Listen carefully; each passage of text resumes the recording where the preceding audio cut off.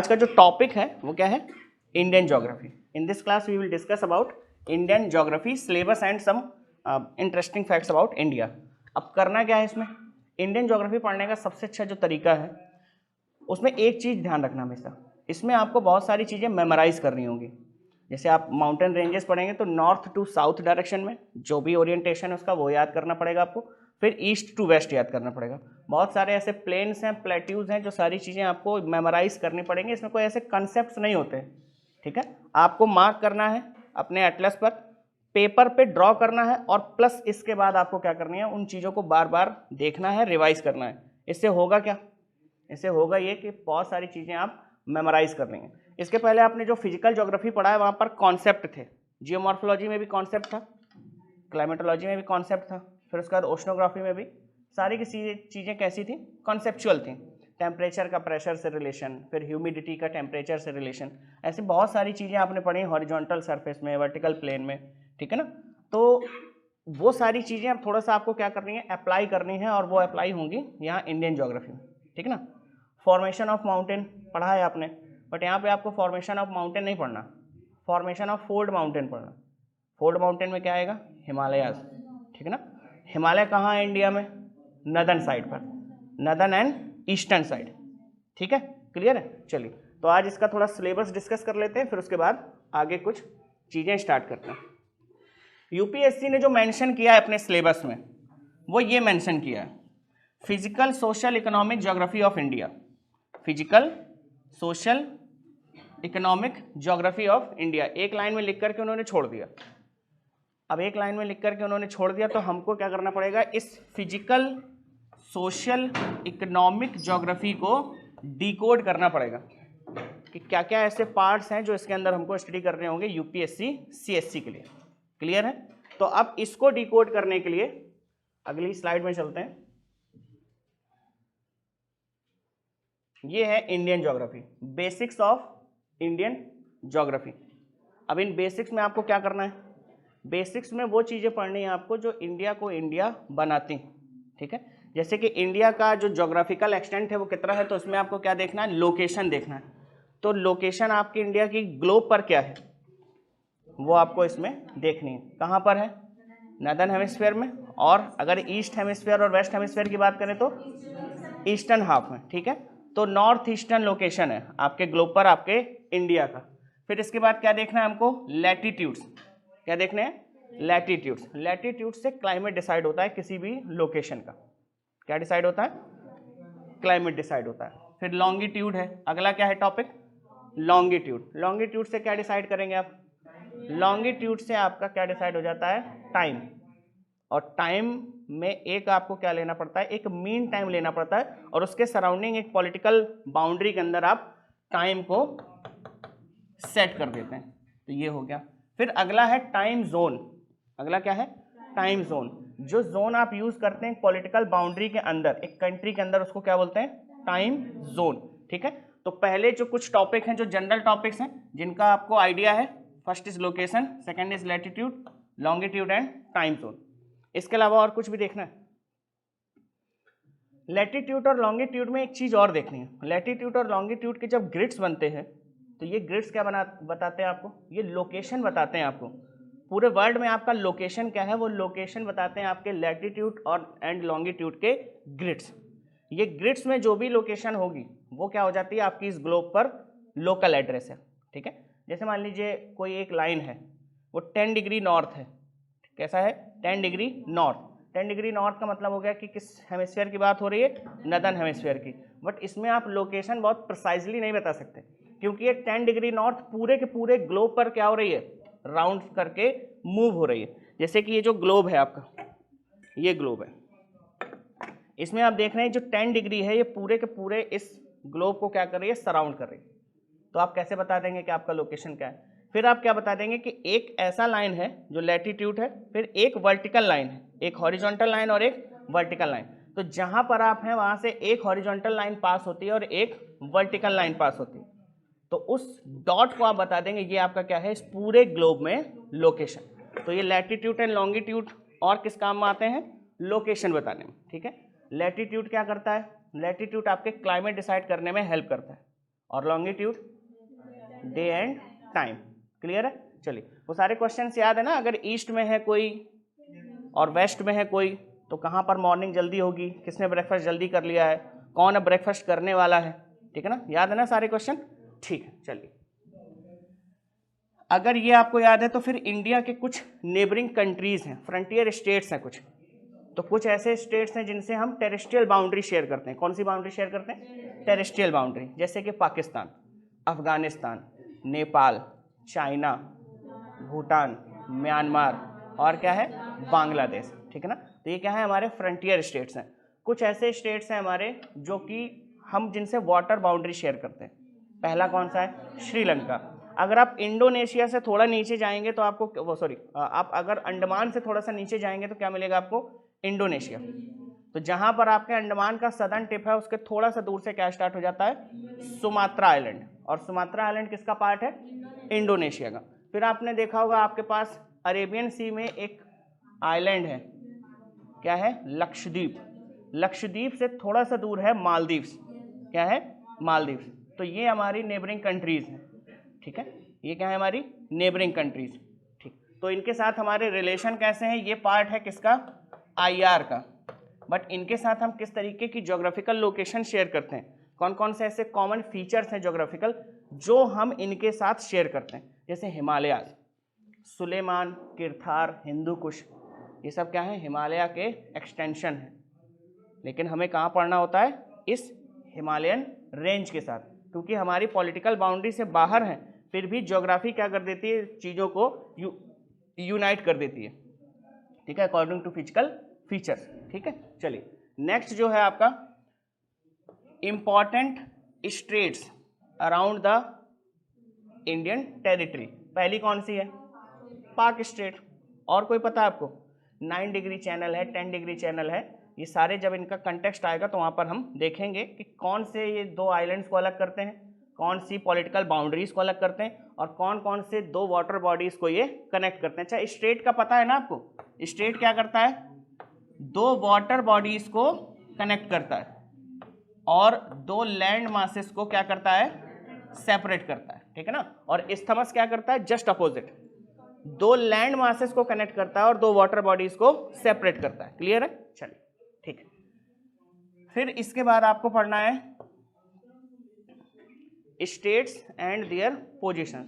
States का आपको almost idea है, ठीक है, बट फिर भी मैं एक बार आपको सारे स्टेट्स बता दूंगा कि उनका लोकेशन क्या है, किसकी बाउंड्री किससे शेयर होती है, कौन से ऐसे स्टेट हैं जो कंप्लीटली लैंडलॉक है, ठीक है, जैसे तेलंगाना, मध्य प्रदेश, इनका कहीं पर कोस्ट बाउंड्री नहीं है, और कुछ ऐसे हैं जो कोस्टल हैं।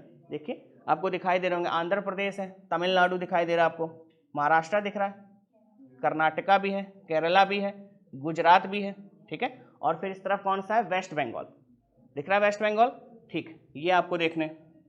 अब ऐसे स्टेट्स आपको देखने हैं जिनकी बाउंड्री इंटरनेशनल बॉर्डर से लगती है।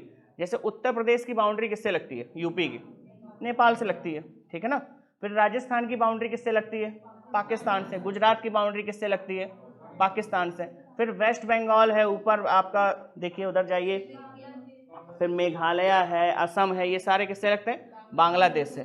फिर वो उधर है नागालैंड, मणिपुर, मिजोरम, म्यांमार से लगते हैं, और ऊपर अरुणाचल किससे लगता है? म्यांमार प्लस चाइना, ठीक है। तो ये सारे, ये भूटान से भी लगता है। तो ये जो सारे आपके ये जो स्टेट्स हैं, इनका लोकेशन अगर आपको एक बार पता चल गया, तो जब आपको बहुत सारी हिल्स पढ़नी है, बहुत सारे प्लेन्स पढ़ने, बहुत सारे प्लेट्यूज पढ़ने, तो फिर आपको लोकेशन में स्ट्रगल नहीं करना पड़ेगा, ठीक है। तो करना क्या, बहुत बेसिक से लेके चलूँगा मैं। बेसिक का मतलब ये हो गया कि जितनी भी चीज़ें आप पढ़ेंगे बहुत बेसिक से पढ़ेंगे, और फिर उसके बाद चीज़ें एडवांस होती जाएंगी। तो कितनी चीज़ें आपको पढ़नी है इंडियन ज्योग्राफी में? बेसिकली पहले तो लोकेशन, फिर नेबर्स, फिर उसके बाद important states, state and their positions, states with international boundaries. ये तो हो गया एक ओवरऑल इंडिया का जो ज्योग्राफिकल लोकेशन है, ठीक है ना। चलिए अब इसके आगे बात करते हैं। ये तो हो गया बेसिक्स। फिर अगला टॉपिक जो है जहां से हमारा रियल सेंस में स्टार्ट होगा इंडियन ज्योग्राफी, उसको क्या बोलते हैं? Physical features. और फिजिकल फीचर्स किसके? इंडिया के। तो जियोमॉर्फोलॉजी में ना जो आपने पूरे के पूरे फिजिकल फीचर्स पढ़े वर्ल्ड के, जितने भी फिजिकल फीचर्स आपने वर्ल्ड के पढ़े हुए हैं, उसमें से जितने भी इंडिया के अंदर प्रेजेंट हैं, जिनका भी प्रेजेंस है इंडिया के अंदर, उसको क्या करेंगे आप,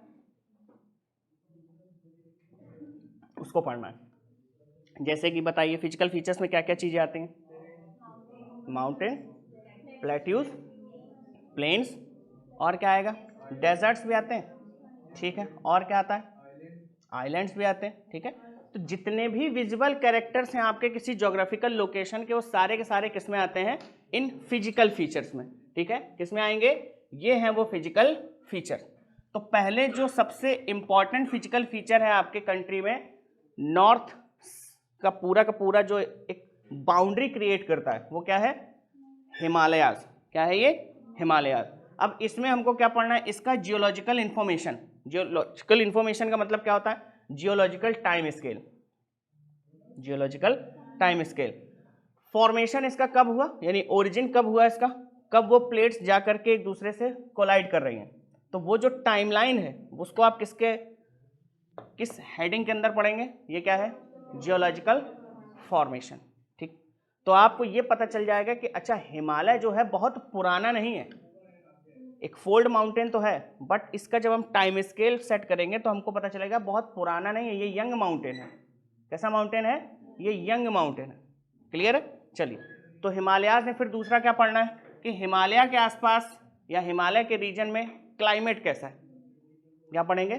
क्लाइमेट। फिर क्लाइमेट के बाद अगली चीज क्या है?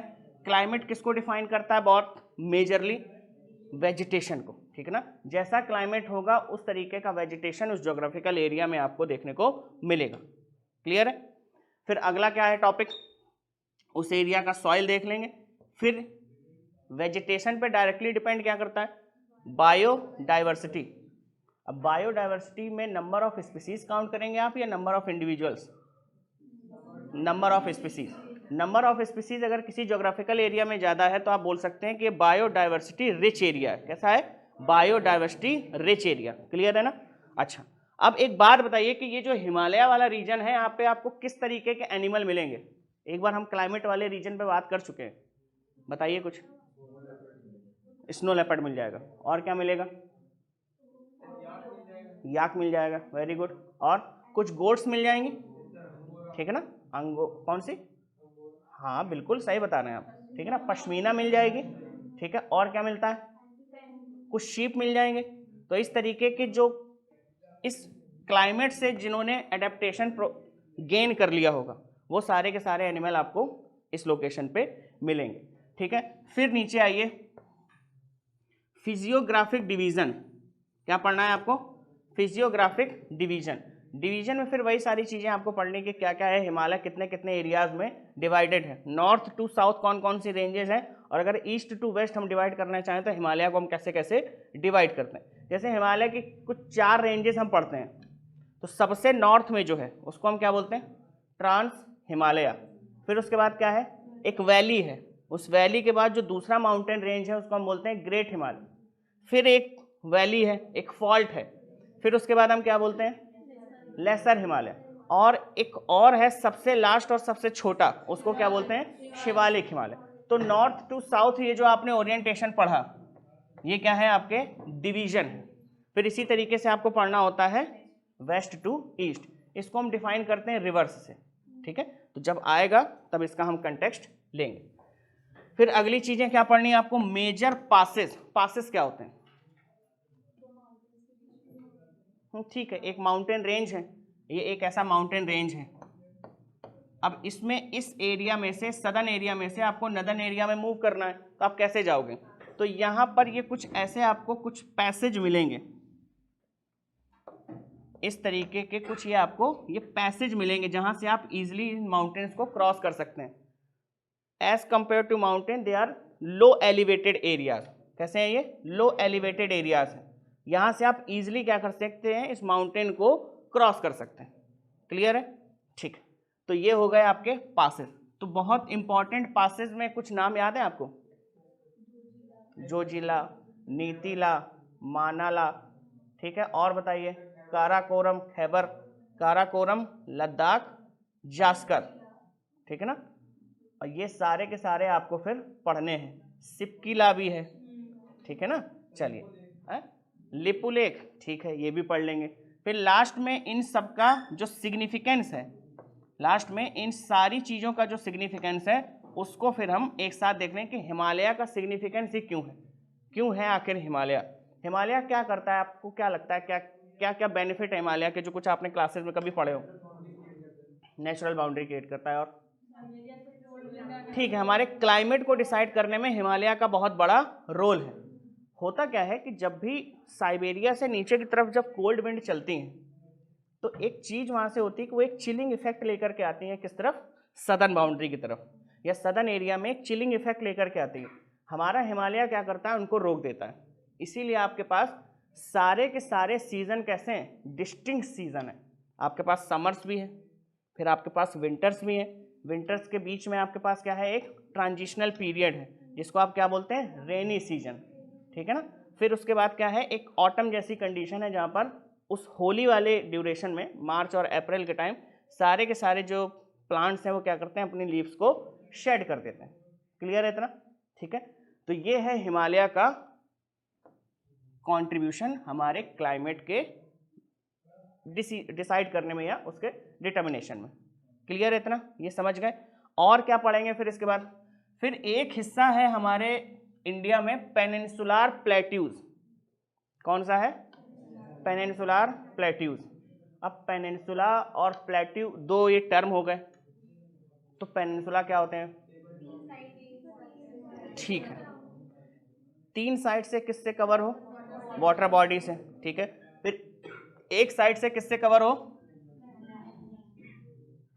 तो इंडिया का जो ये वाला हिस्सा है हमारा, जो ये लोअर पार्ट है, इस लोअर पार्ट को हम क्या बोलते हैं, पेनिनसुला। ऊपर की तरफ तो ये किससे कनेक्टेड है, लैंड से, और नीचे की तरफ यहाँ पर क्या है, अरेबियन सी, इधर क्या है, बे ऑफ बंगाल, और नीचे क्या है, इंडियन ओशियन। तो इस सदर्न पार्ट को, इस ऐसे ट्राइंगल पार्ट को हम क्या बोलते हैं, पेनिनसुला। क्या बोलेंगे, पेनिनसुला। और एक चीज याद रखिएगा, ये इस रीजन में जितने भी प्लेट्यूज हैं उनके बारे में हमको किसमें पढ़ना है, ये है पेनिनसुलर प्लेट्यूज। प्लेट्यूज होते क्या हैं, अगर कोई एलिवेशन है और उसमें पीक है तो क्या बोलते हैं इसको, माउंटेन। अगर कोई एक ऐसा एरिया है जो ऑलमोस्ट प्लेन है, इसको क्या बोलते हैं, प्लेन है ये।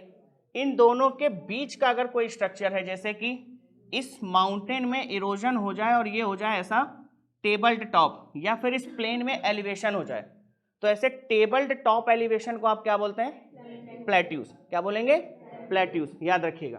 तो पेनिनसुलर प्लेट्यूज में हमको क्या पढ़ने, पहले तो ये पेनिनसुला वाला रीजन, और यहाँ पर जो प्लेट्यूज हैं ये हमको स्टडी करने, ठीक है। क्लियर है इतना। इसके बारे में भी क्या पढ़ना है हमको, वही जियोलॉजिकल फॉर्मेशन। क्या पढ़ना है, जियोलॉजिकल फॉर्मेशन, कब इनका फॉर्मेशन हुआ, ओरिजिन कब हुआ इनका, ठीक है। बीच में ये है, देखिए, सेंट्रल हाईलैंड, ये है यहाँ पर की फीचर जो आपको पकड़ना है। क्या है, सेंट्रल हाईलैंड। आपको ये रीजन दिखाई दे रहा है, ये राजस्थान से लेकर के और यहाँ शिलोंग तक, मेघालय तक, ठीक है। इस पूरे के पूरे रीजन में यहां पर लगातार ये प्लेट्यूज हैं। तो देखिए आपका इंडिया जो है कितनी इंटरेस्टिंग टोपोग्राफी होल्ड करता है। देखिए मैं बताता हूं आपसे, ऊपर की तरफ यहां क्या है, ऊपर की तरफ इस रीजन में है ये माउंटेन्स। क्या है ये माउंटेन्स हैं। इस रीजन में यहां पर ये क्या है, ये प्लेट्यूज हैं। और आपको ये जानकर खुशी होगी कि इधर क्या है, गंगा प्लेन्स हैं। ये क्या है, गंगा प्लेन्स। आपको याद है कुछ दिन पहले एक प्रोजेक्ट गवर्नमेंट ने स्टार्ट किया था, रिवर लिंकिंग स्टार्ट किया था, वो फेल क्यों हो गया। हम नॉर्थ और साउथ की रिवर को क्या करना चाहते थे, मर्ज करना चाहते थे, ताकि हम इन पेरिनियल रिवर्स का वाटर कहाँ सप्लाई कर दें, सदर्न पार्ट ऑफ इंडिया में, ठीक है ना। फेल क्यों हुआ, क्योंकि देखिए यहाँ पर है प्लेन, ठीक है, ये लेस एलिवेटेड एरिया है। अगर मैं ऐसे नॉर्थ को मैं यहाँ रख दूं और इधर साउथ रख दूं तो देखिए समझिएगा, ये कौन सा एरिया है, ये प्लेन एरिया। फिर इसके बाद ये प्लेट्यूज हैं, तो आप वाटर को कैसे ऊपर ले जाएंगे, यहाँ एक सबसे बड़ी प्रॉब्लम आ गई। या तो हम क्या करें, अब इतना हमारे पास एनर्जी हो कि इस एरिया से हम यहाँ तक वाटर को लिफ्ट कर दें, बट इसमें जितनी एनर्जी लग रही थी उससे ज़्यादा एनर्जी तो हम इसमें प्रोड्यूस भी नहीं कर पाएंगे। तो इसमें हमारा जो एनर्जी का नेट आ रहा था वो हम नेगेटिव में जा रहे थे, इसलिए गवर्नमेंट ने प्लान कैंसिल कर दिया। उन्होंने कहा कि नॉर्थ की रिवर्स को नॉर्थ से जोड़ दीजिए और साउथ की रिवर्स को साउथ से जोड़ दीजिए। तो फिर ये जो आपको पोर्शन मिलेगा, ये वाला पोर्शन, ये क्या है आपका सेंट्रल हाईलैंड, और इसमें पूरी की पूरी प्लेट्यूज की रेंज है फ्रॉम वेस्ट टू ईस्ट। ठीक है, क्लियर है। वो नाम हम देखेंगे, आपने मेवाड़, मालवा, बुंदेलखंड, बाघेलखंड सुना होगा, ठीक है ना, छोटा नागपुर भी सुना होगा, फिर आपने शिलोंग प्लेट्यू भी सुना होगा। तो जितने भी ये लाइन से हैं बने हुए हैं, इनके नाम क्या क्या, इनके फीचर्स हैं। अच्छा, प्लेट्यूज में एक इंपॉर्टेंट चीज़ और होती है, प्लेट्यूज में आपके मिनरल रिसोर्सेज ज़्यादा होते हैं। क्या होते हैं? मिनरल एंड रिसोर्सेज ज़्यादा होते हैं, इनका कंसंट्रेशन ज़्यादा होता है, तो इनका इकोनॉमिक इंपॉर्टेंस है। प्लेट्यूज का क्या है? इकोनॉमिक इंपॉर्टेंस है। क्लियर है? चलिए, फिर इसके बाद एक प्लेट्यू है आपका, ये है डेक्कन प्लेट्यू। डेक्कन प्लेट्यू का मतलब क्या हो गया? आपने देखा होगा ये नीचे वाला जो एरिया है, ये जो एरिया है यहां पर कुछ आपको ऐसे लावा के क्या दिखते हैं? ट्रेसेस दिखते हैं। क्या दिखते हैं? लावा के ट्रेसेस। तो जो लावा के ट्रेसेस हैं ये जहां जहां तक ऐसे फैले हुए हैं इस इंडिया में, और ये गुजरात और महाराष्ट्र वाले रीजन में। किस एरिया में? गुजरात एंड महाराष्ट्र वाले रीजन में। तो इस पूरे के पूरे लावा, बसाल्टिक लावा के एक्सटेंशन को हम क्या बोलते हैं? डेक्कन प्लेट्यू या डेक्कन ट्रैप भी बोलते हैं इसको। ठीक है, जहां पर वो बसाल्टिक लावा जाकर के ट्रैप हो गया। अच्छा, एक बात बताइए, बसाल्टिक लावा की फ्लूइडिटी ज्यादा होती है या एसिडिक लावा की? बेसाल्टिक लावा की, ठीक है ना, फ्लूइडिटी इसकी ज्यादा होती है। कंसंट्रेशन किसका ज्यादा होता है? फ्लूइडिटी इसकी ज्यादा है तो कंसंट्रेशन एसिडिक का ज्यादा होगा। ठीक है, अब आपको ये मार्जिनल कोस्ट लाइन जो है, ईस्टर्न घाट एंड वेस्टर्न घाट, इसके भी फीचर्स आपको इसी इंडियन ज्योग्राफी में पढ़ने हैं। अच्छा, इनका क्या इंपॉर्टेंस होता होगा आपकी लाइफ में? क्या इंपॉर्टेंस है ईस्टर्न घाट का, वेस्टर्न घाट का? मॉनसून, घाट नहीं होते तो मॉनसून नहीं आता। ठीक है, ये कैसे रीजन है? ये बायोडाइवर्सिटी रिच रीजन है। प्लस दूसरी चीज की यहाँ पर क्या है, यहाँ पर बहुत सारे ऐसे माउंटेन्स हैं। वेस्टर्न साइड पर तो सीरीज कैसी है? कंटिन्यूअस है। ठीक है, इसका एलिवेशन भी ज्यादा है as compare to eastern side, और ईस्टर्न साइड पे जितनी भी माउंटेन रेंजेस हैं इनके बीच में गैप्स हैं। नंबर 1, कोस्टल एरिया प्रोवाइड करते हैं आपको, तो कोस्टल प्लेन्स में आप क्या कर सकते हैं? एग्रीकल्चर कर सकते हैं, कर सकते हैं। बहुत सारे जो इंपॉर्टेंट पोर्ट्स हैं वो इन्हीं एरियाज में आपको मिलेंगे। ये इन एरियाज में, यहाँ पर, यहाँ ये चेन्नई है, फिर ये वाइजाग, और ये ऊपर आपका ओडिशा है, ये सारे मिलते हैं। चेन्नई किस तरफ है? कोरोमंडल कोस्ट पे है या इस तरफ है? किस तरफ है?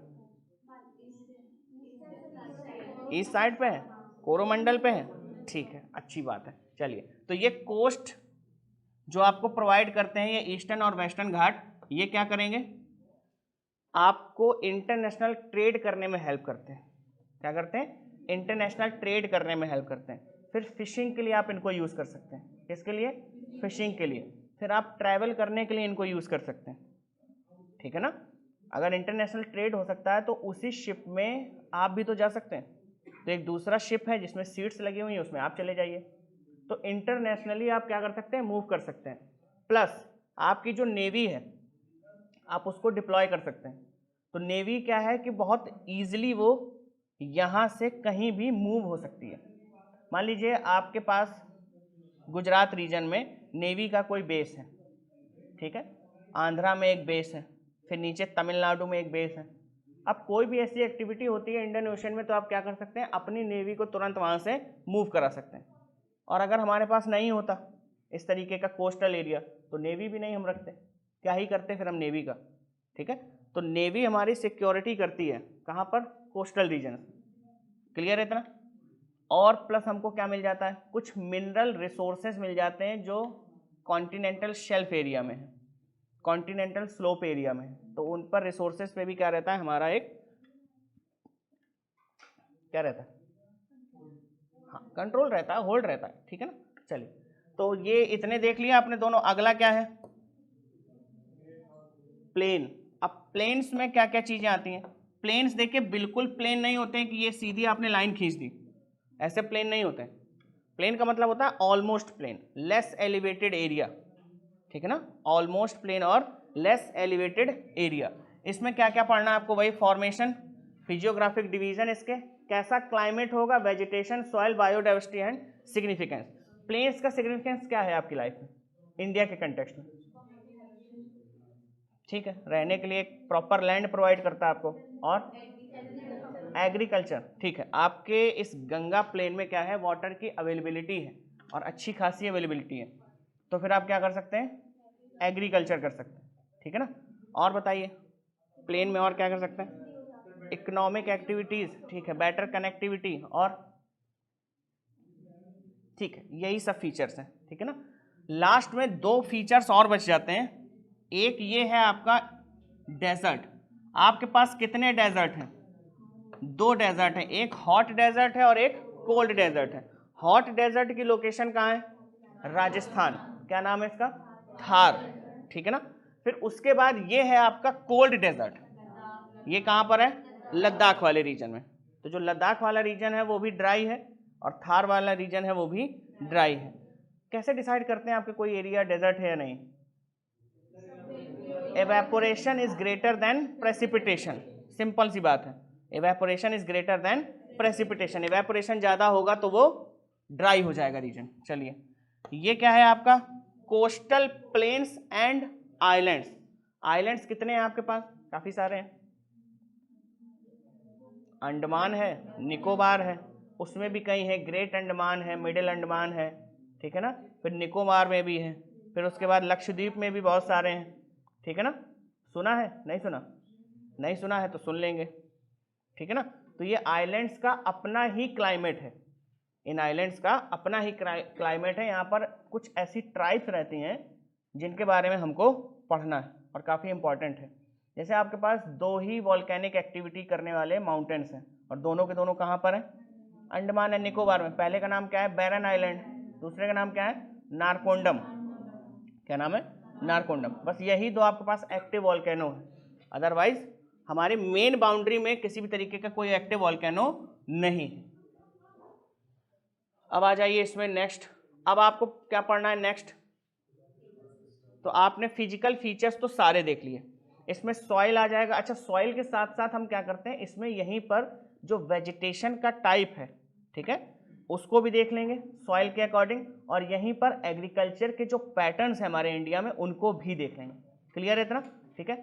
सॉइल में एक चीज़ सबसे ज़्यादा इंपॉर्टेंट होती है और वो है डिस्ट्रीब्यूशन और उसका कैरेक्टरिस्टिक फीचर।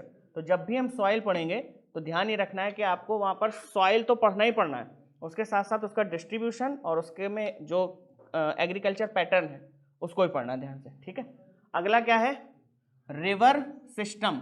इसमें क्या पढ़ोगे, रिवर सिस्टम का मतलब क्या होता है, रिवर का मतलब तो वो हो गया कि एक चैनल है उसमें एक वाटर फ्लो हो रहा है। अच्छा, रिवर सिस्टम का सिंपल सा मतलब होता है main river and it's tributaries and distributaries, ठीक है ना। ट्रिब्यूटरीज डिस्ट्रीब्यूटरीज पता है सबको, ठीक है। एक ये मेन रिवर है, इसमें आकर के एक रिवर अपने सारे के सारे वाटर को क्या कर देती है, मर्ज कर देती है, इसको बोलते हैं ट्रिब्यूटरी, ठीक है।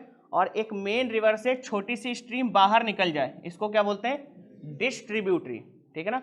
इसमें भी एक छोटा सा ट्रिक है, एक क्वेश्चन आता है left bank tributary and right bank tributary, तो ये आपको याद करना पड़ेगा, याद नहीं करना, इसकी छोटी सी ट्रिक है, आपको हमेशा याद रहेगा, ठीक है। या तो डायरेक्शन वाइज कर लेंगे, आपको ये तो पता रहता है ना कि रिवर का ओरिजिन कहाँ है और उसका माउथ कहाँ है, ये चीज़ तो पता रहती है, तो या तो हम इसको डायरेक्शन वाइज कर लेंगे और या फिर हम एक छोटी सी ट्रिक अपना लेंगे, ठीक है। जिस तरफ रिवर का माउथ है उस तरफ अपना फेस करके खड़े हो जाइए। तो जो आपके लेफ्ट साइड से आ रही हैं, जैसे गंगा को आप इमेजिन कीजिए, गंगा कहाँ से निकलती है? गंगोत्री से। कहाँ चली जाती है? बे ऑफ बंगाल में। कैसी है ये? ईस्ट फ्लोइंग है, वेस्ट फ्लोइंग है? ईस्ट फ्लोइंग है ना। तो आप ऐसे इमेजिन कर लिए कि ईस्ट की तरफ आप फेस करके खड़े हुए हैं। तो जो नॉर्थ से आ रही है रिवर, ये सारी की सारी कैसी हैं? लेफ्ट बैंक ट्रिब्यूटरी, क्योंकि आपका हैंड किस तरफ है? ये है लेफ्ट हैंड। और जो साउथ से आ रही है वो क्या है? वो राइट बैंक ट्रिब्यूटरी है। तो गोमती कैसी है? लेफ्ट बैंक है। सोन कैसी है? Right bank. क्लियर है? चलें आगे। चलिए, तो ये छोटी छोटी ट्रिक्स हैं, ये आपको याद रखनी है। प्लस जो मेन रिवर है उनकी ट्रिब्यूटरीज के नाम आपको याद रखने होते हैं। यहाँ पर सबसे इंपॉर्टेंट चीज यही है, क्या है? ट्रिब्यूटरीज के नेम। दूसरी चीज एक जो यहाँ पर सबसे इंपॉर्टेंट है, यहाँ से क्वेश्चन काफी ट्रिकी बनता है। मैच द कॉलम आपसे पूछ लेगा कि एक रिवर है, किस किस स्टेट से फ्लो होती है, ठीक है? उसका कोई इकोनॉमिक इंपॉर्टेंस है, कोई होली इंपॉर्टेंस है उसका, वो पूछ लेगा आपसे, ठीक है? तो यहाँ पर डेटा ज़्यादा है, कंसेप्ट थोड़े कम है। तो डेटा ओरिएंटेड है पूरा का पूरा इंडियन ज्योग्राफी। डेटा आपको डेली काफ़ी डेटा मिलेगा। जैसे जियोमॉर्फोलॉजी, क्लाइमेटोलॉजी, ओशनोग्राफी था, आपने पढ़ा। फिजिकल ज्योग्राफी आपने अच्छे से कंप्लीट कर लिया। आप आते थे क्लास में और आपने सारे के सारे कंसेप्ट सीखे और कंसेप्ट आपके दिमाग में रह जाते हैं, ठीक है ना? अब प्रेशर और टेम्परेचर का रिलेशन शायद मुझे नहीं लगता कोई भूला होगा। प्रेशर का और ह्यूमिडिटी का, टेम्परेचर का, प्रेशर का, ह्यूमिडिटी का, तीनों का आपस में क्या रिलेशन है, ये भी नहीं भूले होगे। डेंसिटी भी नहीं भूले होगे अभी तक, ठीक है ना? एडियाबैटिक कूलिंग, एडियाबैटिक हीटिंग, ये सारी चीज़ें दिमाग में रह जाती हैं। लेकिन इसमें जो ये एक रिवर है सिंगल, इसकी कौन सी ट्रिब्यूटरी है और कहाँ से आके कहाँ पर मर्ज हो रही है, ये डेटा निकल जाता है दिमाग से। तो इसमें करना क्या है आपको? अपने हाथ से यहीं कॉपी में ड्रॉ करना है। यहाँ ऐसे ही आपको पीपीटी में डायग्राम मिलेगा, मैं भी ड्रॉ करूँगा और आप भी ड्रॉ करेंगे साथ में। और एक बार आपने ड्रॉ करके रख लिया और फिर उसके बाद आपने एक पॉलिटिकल मैप में ड्रॉ कर लिया, तो फिर आप ये चीज़ें कभी नहीं भूलने वाले। अच्छा, सबसे बड़े जो 3 रिवर सिस्टम है हमारे, जो हिमालय से ओरिजिन होते हैं, नंबर 1 कौन सा है? इंडस। नंबर 1 कौन सा है? इंडस। इंडस की जितनी ट्रिब्यूटरीज हैं वो आपको पढ़नी होती हैं, ठीक है? फिर उसके बाद सेकंड कौन सी है? गंगा। गंगा की जितनी ट्रिब्यूटरीज हैं वो आपको पढ़नी होती हैं, ठीक है? वो पढ़नी होती हैं। फिर दूसरी चीज क्या है? इसके बाद एक और रिवर है जो तिब्बत से होती हुई आती है, अरुणाचल प्रदेश से एंटर करती है और बांग्लादेश में गंगा से मिलकर के बे ऑफ बंगाल में अपना वाटर ड्रेन कर देती है। तो इसका नाम क्या है? बूझो तो जाने। क्या है ये? सांगपो है रिवर। क्या नाम है इसका? सांगपो। और इंडिया में जैसे एंटर होती है क्या नाम रख देते हैं? ब्रह्मपुत्र, ठीक है ना? ये 3 मेजर रिवर हैं जो कहां से आती हैं? हिमालय से। तो इंडिया के नदन पार्ट में 3 बड़े बड़े रिवर सिस्टम आपको पढ़ने हैं। इनका ग्लेशियर, कहां से इनका ओरिजिन है, इनका एक जनरल फ्लो का आइडिया, कहां कहां से फ्लो होती है, इनकी ट्रिब्यूटरीज, और इनके बीच में कुछ ऐसे प्लेन्स होते हैं जिनको बोलते हैं दो आब। क्या बोलते हैं? दो आब। जैसे एक ये रिवर जा रही है, एक ये रिवर आकर के इसमें मर्ज हो गई, तो ये जो बीच का प्लेन है इसको हम क्या बोलते हैं? दो आब। काफी फर्टाइल लैंड होती है, वाटर की अवेलेबिलिटी भी ज्यादा है, ठीक है ना? और यहाँ पर क्या है, ये लगातार बार बार रीजनरेट होता रहता है, क्योंकि रिवर्स के बीच में है ना, फ्लड आया, इसमें नए मिनरल्स ला करके डिपॉजिट कर दिए, तो काफी फर्टाइल लैंड होती है ये। क्लियर है? आपने कोई दोआब देखा है? जानते हो कोई दोआब? गंगा यमुना। गंगा गोमती नहीं हो सकता? गंगा गोमती हो सकता है? तो गंगा और गोमती अगर हो सकता है तो आप और गंगा गोमती के बीच में बैठे हुए हैं, तो आप कहाँ पर हैं? गंगा गोमती दोआब में, ठीक है ना? चलिए अब आते हैं आगे। इसमें हिमालयन रिवर पढ़ ली हमने, फिर इसके बाद पेनिनसुलार रिवर। अच्छा, ये जो रिवर हैं ये कैसी हैं? एवरग्रीन, मतलब हमेशा इनमें पानी रहता है, क्योंकि इनका सोर्स क्या है? ग्लेशियर, और ग्लेशियर स्लोली स्लोली मेल्ट होते हैं और वाटर की सप्लाई को कंटिन्यूस रखते हैं। तो एवरग्रीन रिवर्स को हम बोलते हैं पेरिनियल रिवर्स। क्या बोलते हैं? Perennial rivers. फिर उसके बाद आ जाइए, ये है पेनिनसुलार रिवर। पेनिनसुलर रिवर का मतलब है कि अब डिवीजन कैसे किया आपने नॉर्थ और साउथ का इंडियन से। तो आप देखेंगे कि सेंटर में एक रेंज है जिसका नाम है विंध्यन। क्या रेंज का नाम है? विंध्यन रेंज। ये जो विंध्यन रेंज है ये यहां से ऐसे पास होती है, ये यहां से ऐसे पास होती है। विंध्यन रेंज के नॉर्थ में जितना भी एरिया है इसको हम क्या बोलते हैं? North India. और इसके साउथ में जितना भी रीजन है इसको हम क्या बोलते हैं? South India. क्लियर है? तो इस विंध्यन रेंज के बाद जितनी भी रिवर हैं इनको हम क्या बोलेंगे? Peninsular river. अब इसमें भी एक यहां पर ट्रिक है, कुछ है ईस्ट फ्लोइंग और कुछ है वेस्ट फ्लोइंग। मेजर रिवर कैसी हैं? East flowing. गोदावरी सुना है, कृष्णा सुना है, कावेरी सुना है, महानदी भी सुना है, ये सारी कैसी हैं? East flowing. नर्मदा तापी सुना है? पक्का? ये कैसी हैं? वेस्ट फ्लोइंग है। ठीक है ना? फिर नीचे यहाँ पर कुछ रिवर्स हैं केरला में, काफी पुरानी रिवर्स हैं और वेस्टर्न घाट से होकर के कहाँ चली जाती हैं? अरेबियन सी में। तो इन रिवर्स के नाम भी आपको, छोटी छोटी रिवर्स हैं इनके नाम भी याद करने। इनमें कई बार सीक्वेंस पूछ लेता है। सीक्वेंस मतलब कि कौन सी रिवर है नॉर्थ टू साउथ अरेंज करने के लिए पूछ लेगा, या कभी साउथ टू नॉर्थ अरेंज करने के लिए पूछ लेगा, या मैच द कॉलम में आपको एक क्वेश्चन दे देगा कि एक तरफ रिवर्स लिख देगा, दूसरी तरफ उसका क्या लिख देगा? स्टेट।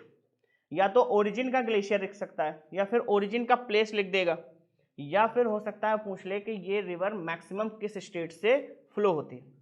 तो इतना आइडिया आपको इसमें रखना पड़ेगा। डेटा काफी कलेक्ट हो गया आपके पास। ठीक है? फिर अगला क्या है? अगला क्या है? ये है आपके रिवर बेसिन्स। ये क्या है? River basins. रिवर जिस चैनल से होकर के फ्लो करती है उस डिप्रेशन को या उस बेसिन एरिया को क्या बोलते हैं? River basin. तो ये आपको पढ़ने की इनका फॉर्मेशन कैसे हुआ, ठीक है, और कौन कौन से ऐसे बेसिन है और इनका आपकी लाइफ में या इंडियन इकोनॉमी में और बाकी चीज़ों में इनका सिग्निफिकेंस क्या है। फिर अगला प्रोजेक्ट है इंटरलिंकिंग ऑफ रिवर। ये क्यों करना है हमको, इसका क्यों ऐसा आइडिया आया गवर्नमेंट को?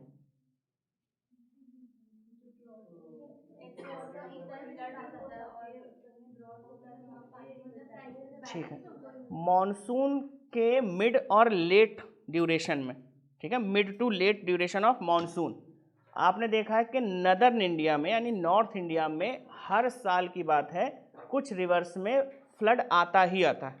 ठीक है, और वहीं कुछ रीजन ऐसे हैं क्योंकि मॉनसून का डिस्ट्रीब्यूशन कैसा है? अनइवन है। कैसा है? अनइवन है। और इस डिस्ट्रीब्यूशन में होता यह है कि किसी रिवर में तो बहुत ज़्यादा वाटर है, एक्सेस में वाटर है, और कहीं पर क्या है? बिल्कुल ड्रॉट की कंडीशन है। तो इस एक्सेस वाटर को हम ड्रॉट वाले एरिया तक सप्लाई कर दें, इसके लिए हमें क्या करना होता है? Interlinking of river. Interlinking of river. तो इससे क्या होगा? वाटर की सप्लाई को हम क्या कर सकेंगे? एडिक्वेटली, मॉडरेटली क्या कर सकेंगे?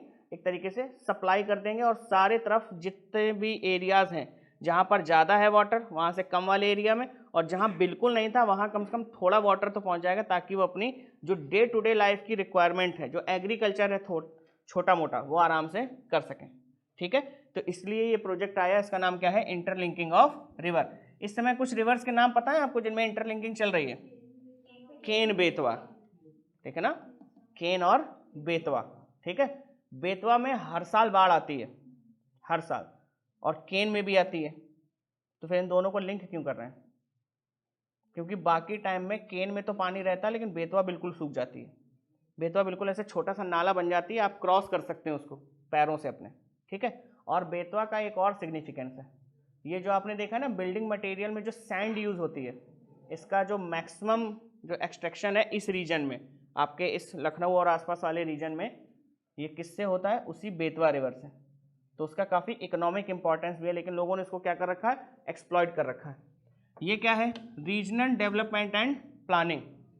टोपोग्राफी कैसा है किसी रीजन का, क्लाइमेट कैसा है, ठीक है, वहाँ पर किस तरीके का सेटलमेंट है, उसके अकॉर्डिंग हम क्या करेंगे? वहाँ की प्लानिंग करेंगे, और इस तरीके की प्लानिंग को हम क्या बोलते हैं? Regional development planning.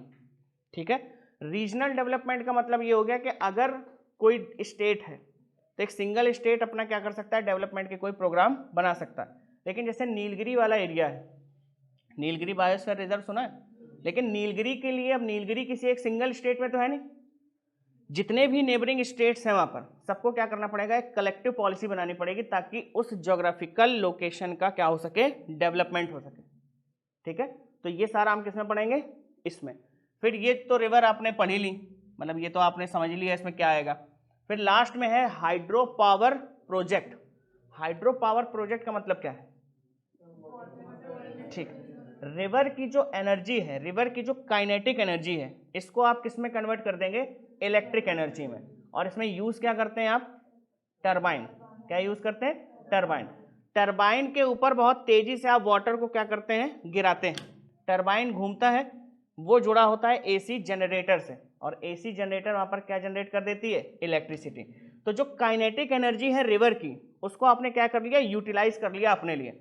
इसके लिए आपको हो सकता है कई बार डैम बनाने पड़े, क्योंकि नेचुरल वाटरफॉल्स हमारे पास ऐसे हैं कि वो इजीली एक्सेसिबल नहीं है।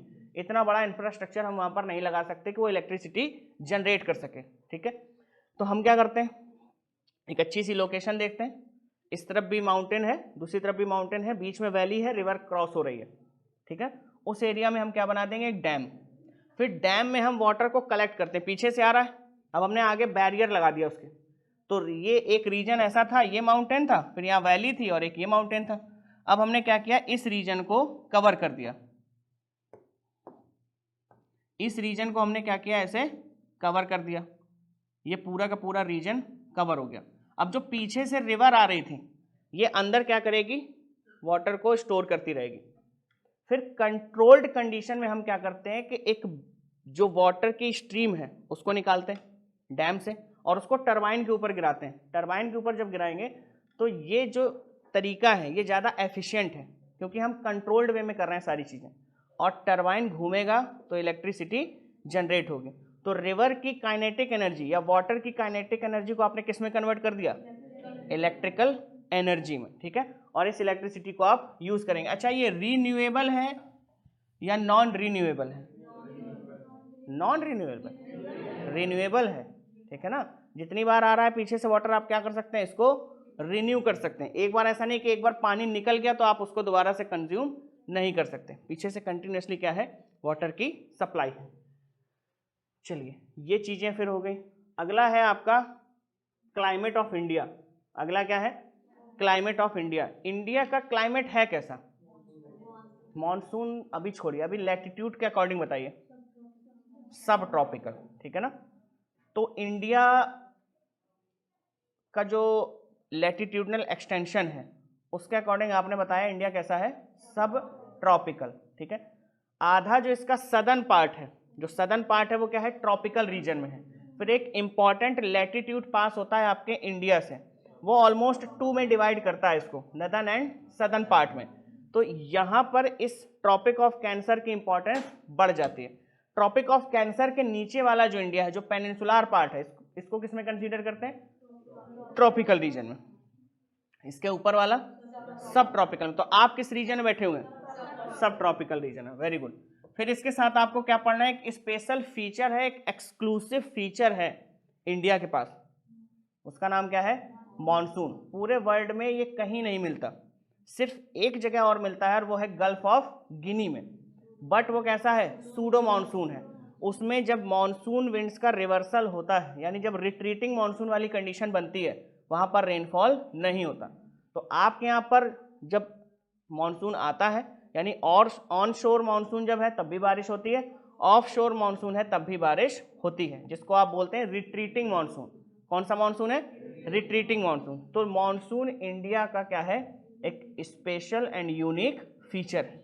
ठीक है, मानसून में क्या होता है, मानसून से होता क्या है, मानसून से बारिश होती है। ठीक है, और बारिश होगी इसका मतलब फ्रेश वाटर की सप्लाई होगी, फ्रेश वाटर की सप्लाई होगी तो आप एग्रीकल्चर करेंगे, आपकी रिवर्स में क्या आ जाएगा, पानी आ जाएगा।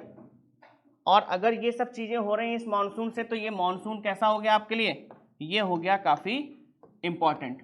ठीक है, अब इसके लिए जो मैकेनिज्म है, movement of ITCZ, movement of jet stream, ठीक है ना, थर्मल बेल्ट्स, प्रेशर बेल्ट्स, फिर उसके बाद जो प्रिवेलिंग विंड्स हैं, सारा का सारा जब कॉम्बिनेशन बन जाता है तब इस कॉम्बिनेशन को हम क्या बोलते हैं, मॉनसून। और ये मॉनसून इंडियन टेरिटरी में क्या लेकर के आता है, ये लेकर के आता है रेनफॉल। और रेनफॉल जो है, देखिए कहीं पर भी सेटलमेंट है तो फ्रेश वाटर की सप्लाई हमें हमेशा चाहिए, ठीक है। तो हमारे यहाँ पर एक रेनी सीजन है और वो रेनी सीजन कहाँ पर है, वो समर सीजन के अंदर ही एम्बेडेड है। तो आपके यहाँ बारिश कब होती है, समर सीजन में। तो आपका जो कंट्री है वो समर ड्राई है या विंटर ड्राई है, विंटर ड्राई है। समर में जब बारिश हो रही है तो कैसा है, ये समर वेट है और विंटर ड्राई है, ठीक है। विंटर में बारिश होती है बट इतनी ज़्यादा नहीं होती, बहुत थोड़ी कुछ बारिश होती है। किसकी वजह से होती है, वेस्टर्न डिस्टर्बेंस की वजह से, ठीक है ना। तो ये आपको पूरा ड्राइविंग मैकेनिज्म पढ़ना है। फिर इसके बाद इसका इम्पैक्ट अल नीनो एंड ला नीना, दो ओशियनिक इम्पैक्ट है। कैसे हैं, दो ओशियनिक इम्पैक्ट है। इसका इन्फ्लुएंस है आपके मॉनसून पर। इसका इन्फ्लुएंस कहाँ पर है, आपके मॉनसून पर। तो आपके मॉनसून को ये कैसे इम्पैक्ट करता है, निगेटिवली पॉजिटिवली, आपको ये इसी मैकेनिज्म के साथ पढ़ना है। तो मॉनसून अपने आप में इसका सिग्निफिकेंस, फिर इसका मैकेनिज्म, और मैकेनिज्म के बाद इसका और चीज़ों से कैसा इन्फ्लुएंस है, वो सारी की सारी चीज़ें आपको किसमें पढ़नी है, इस क्लाइमेट में। मॉनसून अगर है, वाटर की सप्लाई अच्छी है, तो एक खास सीजन में यानी उस लेट समर्स में आपके यहाँ क्या होगा, वेजिटेशन का ग्रोथ अच्छा होगा, ठीक है। क्योंकि अगर वाटर सप्लाई हो रही है, अगर प्रेसिपिटेशन है, तो सीधा उसका इम्पैक्ट किस पर आता है, वेजिटेशन पर। और वेजिटेशन पर अगर इसका इम्पैक्ट आएगा तो फिर अगला हमको क्या देखना है इसके साथ, वेजिटेशन। क्या देखना है, वेजिटेशन। इसके बाद अगला क्या है, सीजन।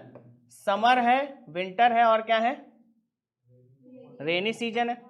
इतने ही हैं आपके पास, तीन ही हैं जो डिस्टिंक्ट हैं, ठीक है ना। है तो बहुत सारे, वो कई सारे वो रखे हुए हैं हमने अपने, कल्चरल भी हैं कई सारे सीजन, है ना, लेकिन वो दिखते नहीं कहीं। तो कितने हैं अभी आपके पास, summer winter and rainy season. फिर उसके बाद एक कंडीशन बनती है साइक्लोन। क्यों बनती है, क्योंकि आप ट्रॉपिकल रीजन में हैं, और ट्रॉपिकल रीजन में और आपके ईस्टर्न बाउंड्री और वेस्टर्न बाउंड्री दोनों जगह पर क्या है, एक लार्ज वाटर बॉडी है। ईस्टर्न साइड पे क्या है, बे ऑफ बंगाल, वेस्टर्न साइड पे क्या है, अरेबियन सी। तो दोनों जगह पर क्या बन सकते हैं, साइक्लोन। क्या बन सकते हैं, साइक्लोन। साइक्लोन क्या होते हैं, spiral bands of wind. Spiral bands of wind ही तो हैं। इनमें स्पीड कैसी होती है, ज़्यादा होती है विंड की, और ये काफ़ी डिस्ट्रक्टिव होते हैं, ठीक है ना। कैसे होते हैं, डिस्ट्रक्टिव, ठीक है। फिर इसके बाद अगला जो हमारा टारगेट रहेगा वो है इंडिया के मिनरल्स, इंडिया के minerals and industries based upon those minerals. ये दो नए टॉपिक रहेंगे। अच्छा, यहां पर हमको क्या करना है, सारे के सारे जो मिनरल्स हैं इनका डिस्ट्रीब्यूशन पहले मार्क करना है, फिर उसका सिग्निफिकेंस हमारे इंडिया की इकोनॉमिक इंडस्ट्री में क्या है, या इकोनॉमी में हमारा उसका जो बैलेंस है वो कैसे हम बना करके रखते हैं। ये सारी चीजें आपको किसमें पढ़नी है। फिर इंडस्ट्री है तो उसके लिए पॉलिसी भी चाहिए, क्योंकि अगर पार्ले जी 200 रुपए में मिलने लगा तो फिर क्या करोगे आप। तो पार्ले जी का रेट उतना ही रहे और ज़्यादा वो अपना वजन भी कम ना करें, क्योंकि आजकल करते क्या है, कटिंग कर देते हैं। क्या बोलते हैं इसको, कौन सा इन्फ्लेशन है, श्रिंकफ्लेशन। ये जो श्रिंकफ्लेशन है इसमें क्या करते हैं, रेट तो उतना ही रखते हैं, वेट कम कर देते हैं। तो जो श्रिंकफ्लेशन है काफ़ी इस समय बहुत हिट हो गया, सारी कंपनीज कर रही हैं। तो अगला जो टॉपिक है हमारा, ठीक है, ये जो अगला टॉपिक है इसमें हमको क्या देखना है, एग्रीकल्चर। क्या देखना है, एग्रीकल्चर। अब इसमें जो एग्रीकल्चर की जो हमारी प्रैक्टिसेस हैं, ट्रेडिशनल एंड मॉडर्न दोनों, फिर क्या है, लैंड यूटिलाइजेशन, फिर ग्रीन रेवोल्यूशन और इसके positive and negative impact, soil and crop, irrigation, land reforms, animal husbandry, और सबसे लास्ट में क्या है, गवर्नमेंट स्कीम्स। तो एग्रीकल्चर में इतनी चीजें आपको पढ़नी है। एग्रीकल्चर से पिछले 2-3 सालों में ठीक ठीक क्वेश्चन पूछना यूपीएससी ने स्टार्ट किया है, तो थोड़ा सा इसमें डेप्थ में नॉलेज आपको चाहिए, ठीक है। तो इस पर बात करेंगे। तो एग्रीकल्चर में ये इतनी सारी चीजें आपको पढ़नी है, ठीक है। अगला टॉपिक है natural vegetation and fauna. Fauna मतलब एनिमल्स, ठीक है ना। फ्लोरा क्या होता है, प्लांट्स, ठीक है ना। तो यहां पर हमने लिखी दिया है नेचुरल वेजिटेशन, तो इसका मतलब क्या हो गया, आपके पास एक प्लांट तो है कम से कम, और फौना का मतलब क्या हो गया, एनिमल्स, ठीक है ना। अच्छा एक बात बताइए, बायोडाइवर्सिटी में क्या सिर्फ एनिमल काउंट होते हैं, दोनों काउंट होते हैं, ठीक है, तो दोनों काउंट होते हैं, flora and fauna, plants and animal, ठीक है। चलिए अगली जो यहाँ पर स्लाइड है इसमें कुछ चीजें लिखी हैं, जैसे क्लासिफिकेशन ऑफ नेचुरल वेजिटेशन। अब इसको कैसे आप डिफाइन करेंगे, देखिए कई तरीके के फॉरेस्ट होते हैं, एवरग्रीन, डेसिडुअस, फिर अल्पाइन भी हैं, टुंड्रा, टैगा सुना होगा आपने कभी, ठीक है, ग्रासलैंड्स भी होते हैं, फिर होते हैं डेसिडुअस, ठीक है, सुना है ना, डेसिडुअस सुना है, जो अपनी लीव्स को एक बार साल में शेड कर देते हैं। फिर कैसे हैं, अब इसी में कोल्ड भी हो सकते हैं और वार्म भी हो सकते हैं, ठीक है, फिर इसी में कैसे हो सकते हैं, हॉट भी हो सकते हैं, जैसे एवरग्रीन हॉट, ठीक। तो ये आपके इंडिया में फॉरेस्ट का लोकेशन कहाँ कहाँ पर कैसा है, ये आपको क्या करना है, इस पूरे के पूरे टॉपिक में पढ़ना है। तो फॉरेस्ट के जो टाइप है, जैसे एवरग्रीन है, फिर उसके बाद क्या है, डेसिडुअस, फिर उसके बाद क्या आ जाते हैं, ग्रासलैंड, फिर कोनीफेरस हो गया, फिर टुंड्रा, टैगा, इस तरीके की जितनी भी आपकी वैरायटी है। फिर आपने एक पढ़ा होगा जीरोफिटिक प्लांट्स, पढ़ा ना, एरिड जो होते हैं, एरिड वेजिटेशन, तो एरिड वेजिटेशन भी हमको इसी के अंदर पढ़ना है। फिर अगला क्या है, rainfall distribution in India. Rainfall distribution in India अब यहाँ पर हमको इसलिए पढ़ना है क्योंकि रेनफॉल के साथ ही क्या पढ़ेंगे हम, फॉरेस्ट का डिस्ट्रीब्यूशन, और ये दोनों आपस में कनेक्ट होते हैं। फिर इसके बाद क्या है, biosphere reserve and national parks, biosphere reserve and national park, इनकी लिस्ट पढ़नी है, इसमें क्या क्या ऐसे स्पेशल फीचर हैं वो देखेंगे, और फिर इसके बाद आगे मूव करेंगे। अगला क्या है, red listed species, vulnerable, endangered, critically endangered, ये सारी स्पीसीज जो नई नई न्यूज़ में आई हैं, या कोई अगर ऐसी स्पीसीज है जो हाल ही में एक्सटिंक्ट हुई है, तो उसकी हमको सारी इंफॉर्मेशन इसके अंदर पढ़नी है, ठीक है ना। तो इंडियन ज्योग्राफी अपने आप में काफ़ी एक बड़ा टॉपिक है, इसमें डेटा आपके पास काफ़ी कलेक्ट हो जाएगा। तो आपको क्या करना है कि क्लास में तो प्रेजेंट रहना ही है, ठीक है ना, बहुत अटेंटिव होकर के बैठना है, और इसके साथ डेली एटलस लानी है आपको, ठीक है, डेली एटलस लाएंगे, उसमें मार्क करेंगे, पेपर पे भी ड्रॉ करना है, बिना पेपर पे ड्रॉ किए आपको नहीं आएगा, क्लियर है। चलिए तो अब कुछ बेसिक्स स्टार्ट करते हैं। अच्छा, इकोनॉमिक इंफ्रास्ट्रक्चर ये तो रह गया, ठीक है, इसमें क्या क्या पढ़ना है, convectional and non convectional sources of energy. तो बेसिकली जो एनर्जी वाला जो पोर्शन है, renewable and non renewable, traditional and modern, ये जो कैटेगरीज हम बनाते हैं ये इसमें पढ़नी है। फिर पावर एंड एनर्जी सेक्टर, फिर पावर एंड एनर्जी सेक्टर, कैसे कैसे हम इन एरियाज को, जो हमारे ट्रेडिशनल एरियाज हैं वहाँ पर हम क्या कर दें, नई जो मॉडर्न रीन्यूएबल टेक्निक्स हैं उनको डिप्लॉय करते जाए स्लोली स्लोली। तो उसकी जो पॉलिसीज बनेंगी, उसके लिए जो आइडियाज़ नए नए आएंगे, वो हमको किस में पढ़ना है, पावर एंड एनर्जी सेक्टर में। फिर अगला क्या है, ट्रांसपोर्टेशन, कहीं से आपको दूसरी जगह पर जाना है एक जगह से, ठीक है ना। अब यहाँ से सिलेक्शन के बाद कहाँ जाओगे, मसूरी जाओगे, तो मसूरी कैसे जाओगे, ट्रेन से जाओगे, बस से जाओगे, फ्लाइट करोगे, तो सारे के सारे मीडियम किस में आते हैं, ट्रांसपोर्टेशन में, ठीक है। फिर लास्ट क्या है हमारा, एनर्जी कंजर्वेशन, कैसे हम एनर्जी को सेव करें, एक्सेस में यूज ना करें। अगर हमारा काम एक पंखे से चल सकता है तो 5 पंखे लगाने की क्या जरूरत है, अगर हम रूम में नहीं हैं तो फिर हम क्या करते हैं, उसको लाइट को भी ऑफ कर दें और फैन को भी ऑफ कर दें, ठीक है। तो इसका क्या करना है, हमको एनर्जी का कंजर्वेशन करना है। तो इसी एनर्जी में हम वो फॉसिल फ्यूल वगैरह सारे पढ़ लेंगे, क्या पढ़ लेंगे, फॉसिल फ्यूल वगैरह। अब आपकी इंडियन ज्योग्राफी का पहला टॉपिक स्टार्ट करते हैं, और इस टॉपिक का नाम क्या है, location of India on world map, कहाँ पर है। तो देखिए अगर पूरे मैप को हम ले लें तो इस पूरे मैप में एक सबसे इंपॉर्टेंट जो लैटिट्यूड है, इसको हम क्या बोलते हैं, 0 डिग्री। ये क्या करता है, 0 डिग्री इस पूरे के पूरे ग्लोब को 2 हाफ में डिवाइड कर देता है, northern half and southern half. तो इंडिया का लोकेशन किस तरफ है आपका, ये है इंडिया सर्कल में। इंडिया का लोकेशन क्या है, नदर्न हेमिस्फीयर में है, सदर्न में, ये नदर्न हेमिस्फीयर में, क्लियर है इतना, ठीक है। फिर उसके बाद एक ये है 0 डिग्री लॉन्गिट्यूड, ये क्या है, 0 डिग्री लॉन्गिट्यूड, और ये जहां पर मीट होते हैं इसका नाम क्या है, क्या है ये, गल्फ ऑफ गिनी। तो अब आपका जो इंडिया है इसकी लोकेशन आप देखिए, मैंने बोला था ना आपसे, जो लैटिट्यूड है और लॉन्गिट्यूड है ये क्या बताते हैं आपको, किसी भी जगह की लोकेशन। क्लियर है? तो आपके इंडिया की लोकेशन कैसे डिफाइन हो गई? पहली बात तो ये नदर्न हेमिस्फीयर में है, ठीक है। फिर अगर ईस्ट और वेस्ट की हम बात करें, जो कि ये 0 डिग्री लॉन्गिट्यूड डिवाइड करता है, इसके हिसाब से कहाँ पर है ये? ईस्टर्न हेमिस्फीयर में। तो इंडिया का जो लोकेशन है वो ग्लोब पर कहाँ है? नॉर्थ ईस्ट हेमिस्फीयर में। कहाँ पर है? नॉर्थ ईस्ट हेमिस्फीयर में। किस कॉन्टिनेंट का पार्ट है इंडिया? एशिया का। और एशिया में भी किस हिस्से में है? अगर हम एशिया में डायरेक्शन निकालें तो साउथ ईस्ट एशिया, ठीक है। 7th नंबर का कंट्री है आपका। एरिया की अगर हम बात करें तो किस नंबर का है? 7th नंबर का। 7th largest country of the world, located completely in north east hemisphere. कहां पर है? नॉर्थ ईस्ट हेमिस्फीयर में। क्लियर है? ये सर्कल के अंदर एक्चुअल में ये लिखा हुआ है, इस वजह से आपको बहुत क्लियर दिख नहीं रहा। ठीक है, अगला इंडियन ज्योग्राफिकल एक्सटेंट, मतलब कि इंडिया का जो पूरा का पूरा एक्सटेंशन है वो किस लैटिट्यूड से किस लैटिट्यूड पर है, यानी नॉर्थ टू साउथ कैसा है, और किस लॉन्गिट्यूड से किस लॉन्गिट्यूड तक है। तो ये कैसा हो गया? East to waste.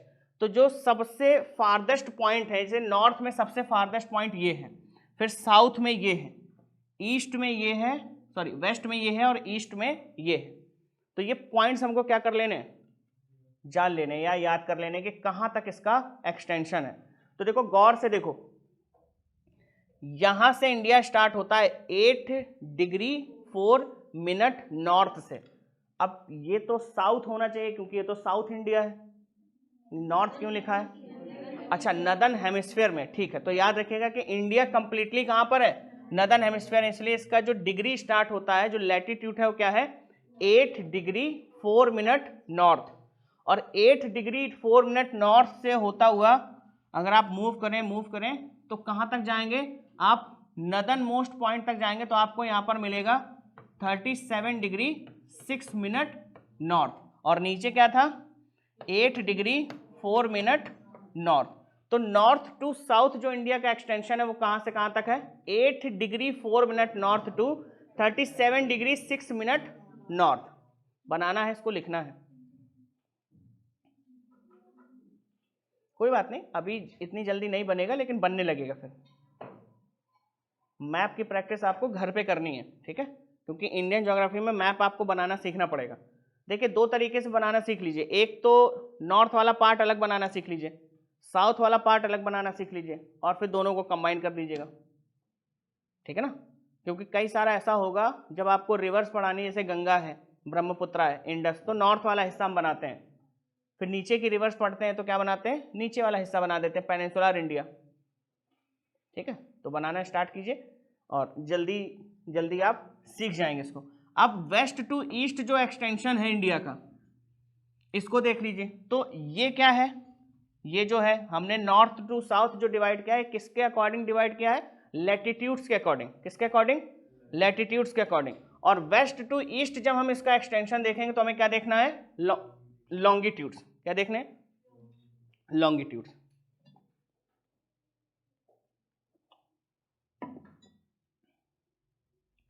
ये देखिए, ये वेस्ट में कहां से स्टार्ट होता है? 68 डिग्री 7 मिनट ईस्ट। इंडिया का जो वेस्टर्न पार्ट है वो क्या है? 68 डिग्री 7 मिनट ईस्ट। अब यहां पर ईस्ट क्यों आया? क्योंकि एंटायरली कहां पर है? ईस्टर्न हेमिस्फीयर में। और ये बहुत दूर तक जाता है, गुजरात से अरुणाचल प्रदेश, और ये क्या है? 97 degree 25 minute east. 97 degree 25 minutes east. Clear है इतना? तो इंडिया का जो ज्योग्राफिकल एक्सटेंशन है पता चल गया, कहां से कहां तक इंडिया की लोकेशन है, कितनी टेरिटरी को हम इंडिया बोलते हैं, पता चल गया। ठीक है, ये स्लाइड में लिखा भी हुआ है, अगर आपको ये दिखाई दे रहा हो तो ये स्लाइड में लिखा भी हुआ है, तो इसको देख करके भी आप नोट कर सकते हैं।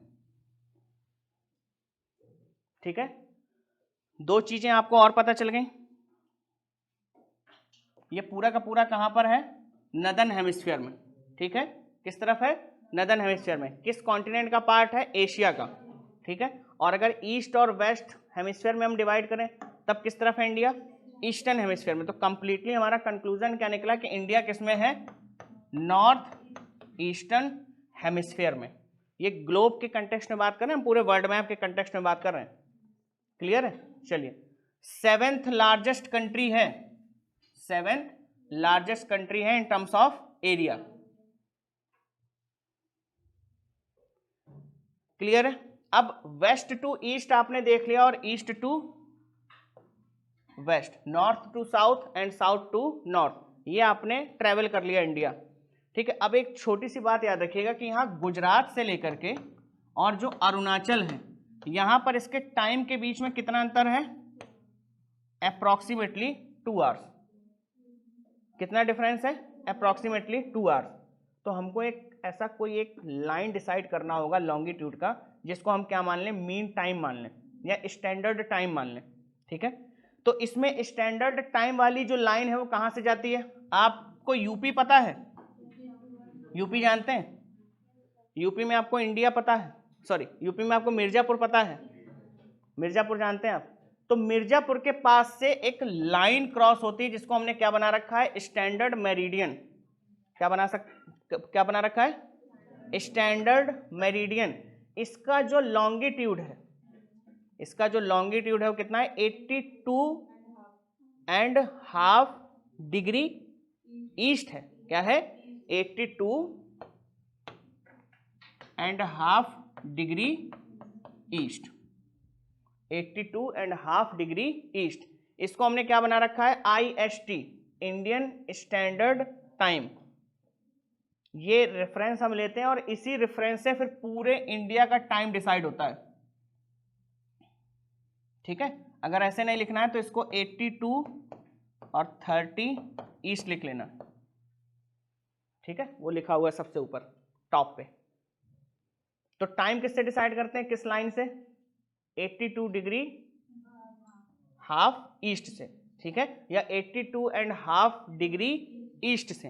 तो ये कहां से पास होती है? यूपी में मिर्जापुर। तो ये मिर्जापुर से क्रॉस होती है। क्लियर है इतना?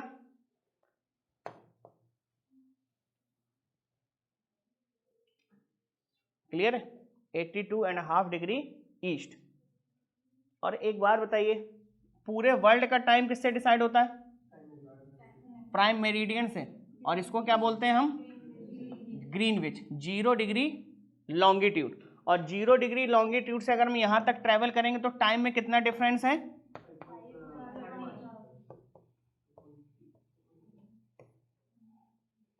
5.5 घंटे का। कितना है?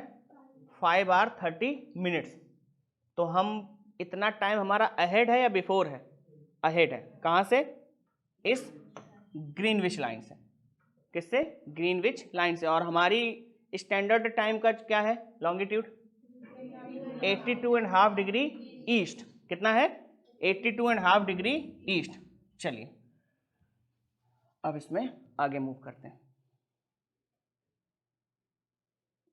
ये है बाउंड्रीज। ठीक है, अब बाउंड्रीज किससे किससे शेयर करते हैं हम? तो कुछ ऐसी कंट्रीज हैं जिनसे हम क्या शेयर करते हैं? Land boundary. और कुछ से हम क्या शेयर करते हैं? Water boundary. ये सारे नाम आपको पता है। अब ये जो कुछ स्टेट्स हैं यहाँ पर कॉर्नर में, ये क्या करते हैं? ये इंटरनेशनल बाउंड्री भी शेयर करते हैं। ये जहां पर मैंने ये सर्कल बनाए, और बाकी सारे जो है वो इंटरनेशनल बाउंड्री शेयर नहीं करते। ठीक है ना? तो कौन कौन से ऐसे लेयर हैं, या सॉरी, कौन कौन से ऐसे स्टेट हैं, कौन कौन से ऐसे लाइंस हैं जो हमारे दो कंट्रीज के बीच में एक डिवीजन क्रिएट करते हैं? ठीक है, तो पहले तो नाम याद करने हैं। क्या याद करना है? नाम याद करने। एक छोटी सी चीज पहले और सुन लो, जो भी मैंने 2 मिनट पहले बताई थी। यहां पर क्या है? इस एरिया में हिमालय। नीचे क्या है? ये ओशियन। तो नॉर्थ में हमको किसने कवर कर रखा है? हिमालय ने। और सदर्न पार्ट में किसने कवर कर रखा है? ओशियनिक बॉडी ने, ओशन वाटर ने। अब एक तरफ कौन सा है हमारा, अरेबियन सी, ये लिखा हुआ है, और दूसरी तरफ क्या है, बे ऑफ बंगाल। सबसे नीचे की तरफ क्या है, साउथ में इंडियन ओशियन है, और बाकी जो साइड वाले जो रीजन है ये, यहाँ पर क्या है, कुछ हमारे फ्रंटियर स्टेट्स हैं, यानी फ्रंटियर कंट्रीज हैं, तो उनके नाम अब आपको पढ़ने हैं। किसके किसके साथ हम बाउंड्री शेयर करते हैं, बाउंड्री हमारी किसके किसके साथ शेयर होती है। देखो पहला कंट्री है अफगानिस्तान, क्या है, अफगानिस्तान। लेकिन अफगानिस्तान इंडिया से जहां पर बॉर्डर शेयर करता था वो हिस्सा अभी पीओके में है। कहां पर है, पीओके में, ठीक है। पाकिस्तान ऑक्यूपाइड कश्मीर, तो अफगानिस्तान से हम बाउंड्री शेयर करते हैं, ये लैंड बाउंड्री की बात हो रही है। किसकी बात हो रही है, लैंड बाउंड्री की। फिर उसके बाद हम किससे शेयर करते हैं, पाकिस्तान से, नेपाल से, चाइना से, Bhutan, Bangladesh and Myanmar. Bhutan, Bangladesh and Myanmar, इनसे हम क्या शेयर करते हैं, लैंड बाउंड्री शेयर करते हैं। क्लियर है।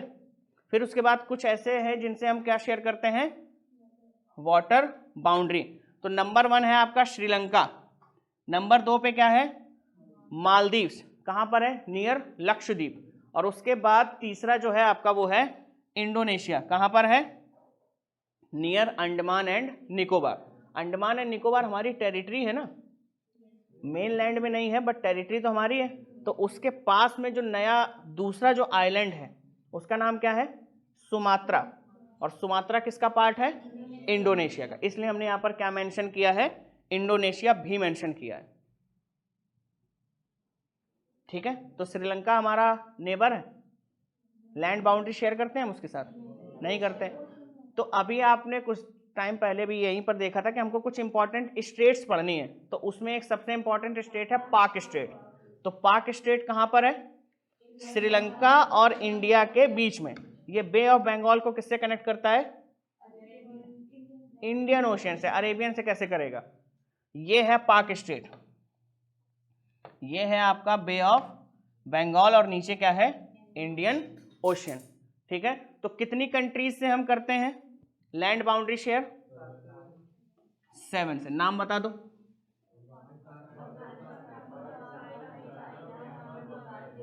ठीक है। ये वाला हिस्सा अभी कहां पर है, पीओके में। ठीक है, जब हमारे पास वापस आ जाएगा तो फिर हम यहां पर पीओके लिखना बंद कर देंगे। ठीक है, अभी नहीं है हमारे पास, क्या पता कब हो जाए। ठीक है, अब आपको कुछ बॉर्डर्स लिखने हैं। ठीक है, पहले तो सबसे नीचे आ जाओ, देखो इंडिया की कोस्ट लाइन कितनी लंबी है, 7516.6 किलोमीटर। ठीक है, तो इसको नोट कर लीजिए, इसको नोट कर लीजिए। फिर देखो सबसे बड़ी बाउंड्री जो हम शेयर करते हैं, लैंड बाउंड्री, वो किसके साथ शेयर करते हैं, बांग्लादेश के साथ। कौन सी है, बांग्लादेश। इस लाइन को पता है क्या बोलते हैं, ऑपरेशन जीरो। जो लाइन है हमारे और बांग्लादेश के बीच में, इसको क्या बोलते हैं, ऑपरेशन जीरो। हमारे पाकिस्तान के बीच में कौन सी है, रेड क्लिफ। हमारे चाइना के बीच में कौन सी है, मैकमोहन। ठीक है ना, तो आपको क्या लिखना है, सबसे पहले बांग्लादेश लिखना है, क्योंकि सबसे बड़ी बाउंड्री हम किसके साथ शेयर करते हैं, बांग्लादेश के साथ। उसके बाद नंबर 2 पर कौन सा है, नंबर 2 पर है चाइना।